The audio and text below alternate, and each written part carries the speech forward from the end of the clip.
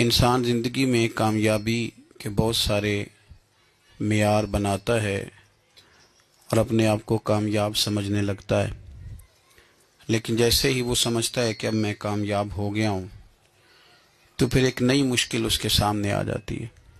بہت سارے ایسے لوگ تھے جن کا خیال تھا کہ جس دن گریجویٹ ہو جاؤں گا، BA کر لوں گا، میں سب سے کامیاب آدمی ہوں، لیکن تکمیل تعلیم پر پھر نوکری کی دشواری نے ایک نئی پریشانی کا دروازہ کھول دیا۔ اس نے سوچا ہی تھا کہ نوکری مجھے مل گئی ہے، اب ہمیشہ کے لیے میرے لیے آسانی ہو گئی ہے، لیکن اس کے ساتھ ہی اس کی شادی کے معاملات شروع ہوئے۔ اس کا خیال تھا کہ شاید نکاح کے فوراً بعد جب گھر بس جائے گا تو پھر ہمیشہ پھول ہی کھلیں گے، روشنی ہی ہوگی، لیکن پھر اولاد کا نہ ہونا ایک نئی پریشانی کا سامان بنا۔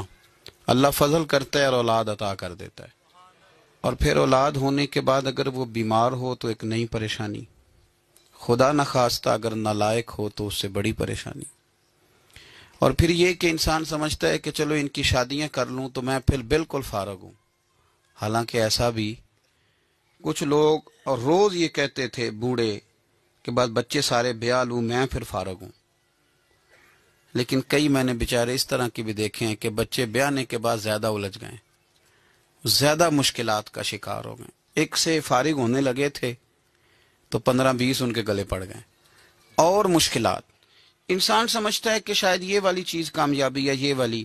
میرے بھائی یاد رکھ لیں، کامیاب بندہ وہ ہے جو محشر کے میدان میں کامیاب ہو جائے گا، جو وہاں کامیاب ہو گیا نا۔